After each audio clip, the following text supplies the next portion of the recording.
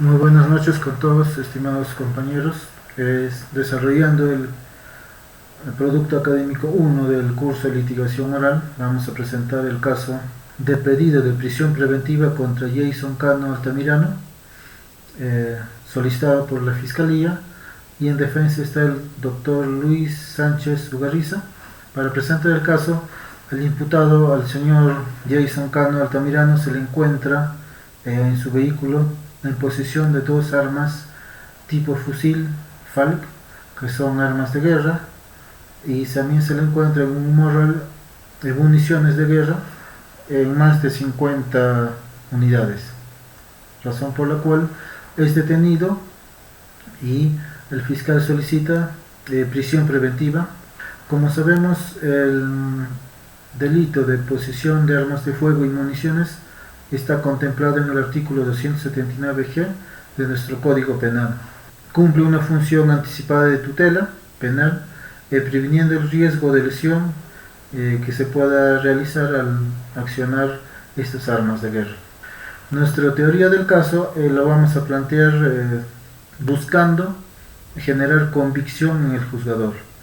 Como sabemos, nuestro sistema penal es acusatorio y adversarial. Nuestros componentes de teoría del caso van a ser los hechos, pruebas y derecho que podamos ofrecer en el juicio de audiencia oral que se presenta. Vamos a plantear los alegatos de apertura, los interrogatorios y contrainterrogatorios, y finalmente los alegatos de clausura. Nuestras características de teoría del caso van a ser lógica, pues van a buscar ser coherentes, uniformes y delimitados por los hechos del caso. Van a ser creíbles, fundamentando en los medios probatorios que se presentarán en el juicio, y contundente porque no debe contradecirse entre sí y debe confrontar la teoría del caso del fiscal que va a presentar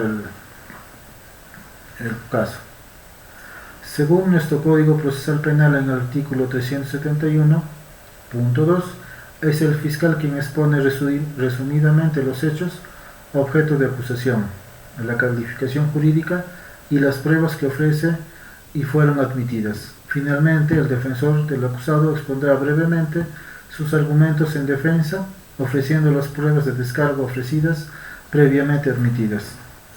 Los elementos de teoría del caso se fundan en los hechos, que es la fundamentación fáctica. Esto busca responder las preguntas de cuándo, dónde, quién, cómo, a quién y por qué suceden los hechos. La calificación jurídica es la fundamentación jurídica que está contemplada en el tipo penal, que subsumen los hechos, y los medios probatorios, que es la función probatoria de las pruebas admitidas previamente. Bien, el pedido de prisión preventiva se funda en el Código Procesal Penal en su artículo 268, que es una medida de coerción personal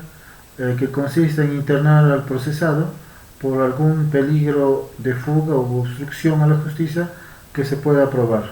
Bien, los presupuestos de la prisión preventiva que el fiscal en este caso ofrece se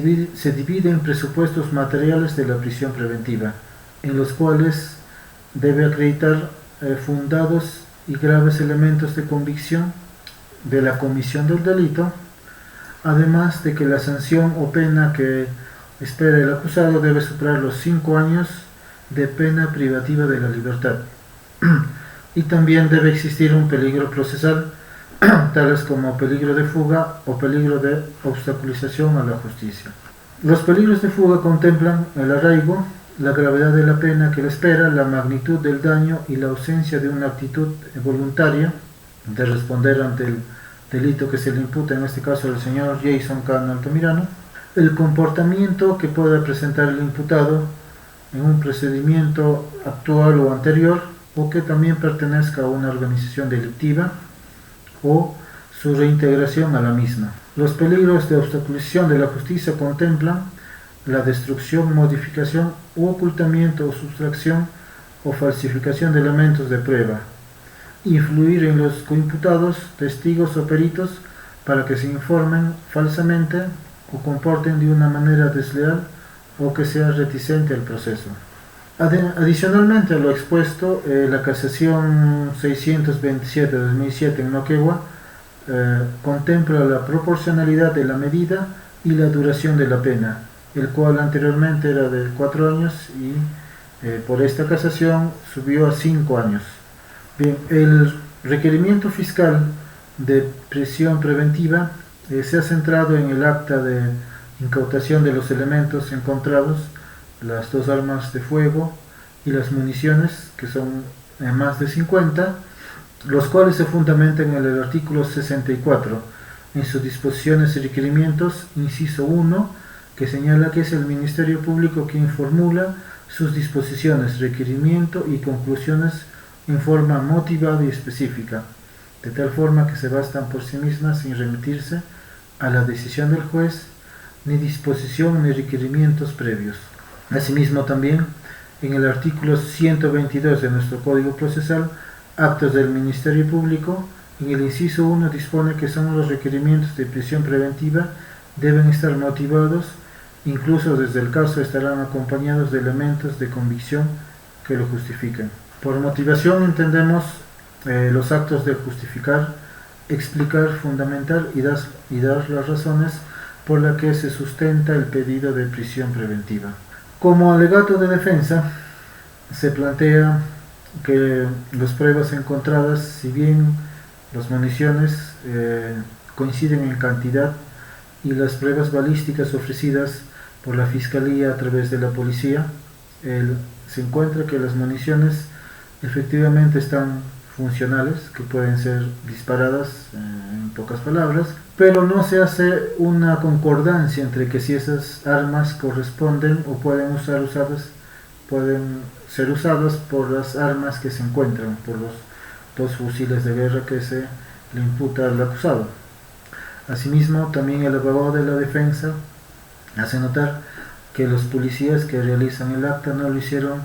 de una forma establecida por la ley, de tal forma que también hace notar que tienen antecedentes policiales por mala praxis en su profesión y sustenta que estas pruebas no deberían ser consideradas excepto la balística, que corresponde a que la funcionalidad de las balas encontradas, si bien es cierto funcionan, pero no existen huellas dactilares que puedan encontrarse o que corresponden al imputado dentro de las armas o dentro de las municiones encontradas, lo cual hace señalar o hace notar que es una incompleta recolección de pruebas y una mala praxis en cuanto a la policía. Esto obviamente va sustentado por la casación 724-2015 de Piura en su cuarto considerando, que manifiesta que la imputación necesaria corresponde al análisis de los principios de intervención indiciaria y por lo tanto es evidente que si los cargos no son concretos y no definen desde la exigencia de la imputación objetiva y subjetiva, todo lo penalmente relevante no pasará este primer presupuesto material de la prisión preventiva y trayendo como consecuencia la desestimación de la medida coercitiva solicitada, que es lo que justamente el abogado solicita. Asimismo, la casación 704-2015 de Pasco, expedida en la Sala Penal de la Corte Suprema en su fundamento 20, señala que es pertinente puntualizar que el fiscal en el requerimiento de prisión preventiva presentará al juez de investigación preparatoria la descripción de los hechos y la tipificación específica correspondiente. Esta formulación de imputación es responsabilidad exclusiva del fiscal. Si bien la imputación se ha realizado y el pedido de prisión preventiva que sustenta la Fiscalía se presenta y se discute en la audiencia oral, los argumentos que presenta la Fiscalía son, por ejemplo, que no hubo el tiempo suficiente del fiscal para poder hacer las pruebas dactiloscópicas que se encuentran en los elementos de prueba, que es las armas de fuego y las municiones. También se señala el acuerdo plenario 1/2019 en su fundamento 27, que podría ser relevante al caso, en que la prisión preventiva supone un cierto grado de desarrollo de la imputación, una probabilidad concreta de que el imputado haya sometido un hecho punible, examinado los hechos de la investigación de manera individual y colectiva.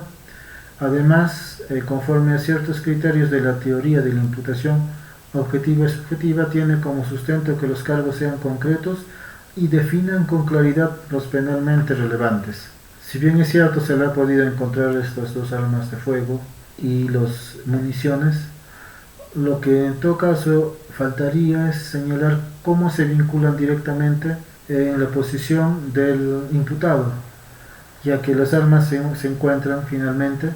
en su vehículo en el que él transportaba, pero no se encuentran huellas dactilares o dactiloscópicas que hacen o que puedan probar la vinculación de su posición de él con las armas. En todo caso, no es claro este punto y razón por la cual el abogado solicita que esta pena de prisión preventiva sea desestimada, debido a estas pruebas que no son suficientes para generar esta convicción que requiere el juzgador y imputarle esta sanción, que es una medida de restricción personal. Finalmente, como alegato de clausura presento, exponiéndole las razones al juez, solicitando y oponiéndonos al requerimiento de prisión preventiva por considerarlo no legal, ya que no cumple con la formalidad exigida por ley, con los estándares que se requieren para poder privar de libertad a una persona, ya que además se ha demostrado que el señor tiene arraigo de que vive con su madre y con sus hijos en ese lugar, lo cual obviamente no significaría un peligro de fuga para que el proceso pueda continuar con él en libertad. Además que es incompleta el reconocimiento balístico, ya que la pericia solo se aplica a las municiones en cuanto a la calidad, si bien son funcionales al disparar, más no sabemos si corresponden o son compatibles con las armas que se le encuentran. El acta de incautación de las pruebas son insuficientes para solicitar una medida de prisión preventiva, por cuanto los policías tienen antecedentes policiales de mala praxis y actuar de mala fe, además que el cliente muestra arraigo domiciliario, por lo cual se demostraría que no hay peligro de fuga. Asimismo, si bien existen los elementos en cantidad, no se reúnen la calidad suficiente de elementos de convicción para que se haga efectiva la medida de prisión preventiva. La construcción de los hechos no es acorde a la verdad, por cuanto las pruebas dactiloscópicas no se han realizado en las armas de fuego ni en el morral en donde supuestamente se hallaron estas armas. Además, hay una ausencia de diligencia que se debieron haber realizado a efectos de poder determinar responsabilidad penal y de estar ante una alta probabilidad de condena.